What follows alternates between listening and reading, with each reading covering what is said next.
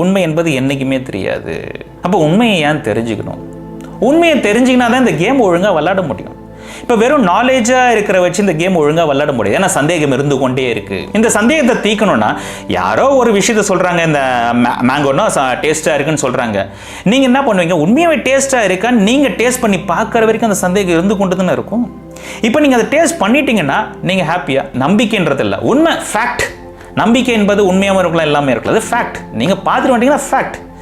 அந்த ஃபேக்ட் பிரகாரம் நீங்கள் விளையாடினே இருப்பீங்களே. நம்பிக்கையோட இல்லை ஒரு ஃபெய்த்தோடலாம் விளையாட மாட்டீங்களே. உண்மை கூட உண்மையாகவே இருப்பீங்களே. அதுக்கு தான் இந்த உடம்பை விட்டுட்டு அப்படி போயிட்டு வரணும். அதுக்காக என்ன பண்ண, அந்த உடம்பை வர்த்திக்க தேவையில்லை. இந்த நாலேஜ் எதுக்கு? நான் இந்த உடம்பு கிடையாதுன்னு சொல்கிறத விட I am more than this body, I am much more than this body. Instead of saying I am not this body, I am much more this body. ஏன்னா இந்த உடம்பு என்பது இப்போ இருக்கும்போது உண்மை தானே. இப்போ இந்த நான் உடம்பு கிடையாதுன்றது என்னுடையது தான். ஐ எம் மச் மோர், இன்னும் நான் இதை விட நான் மகத்துவமானவன், நானே அவன். அந்த வார்த்தைக்கு எது வேணாலும் ஒரு டிவைன் நேம் வச்சுக்கோங்க நீங்கள். நானே அவன்.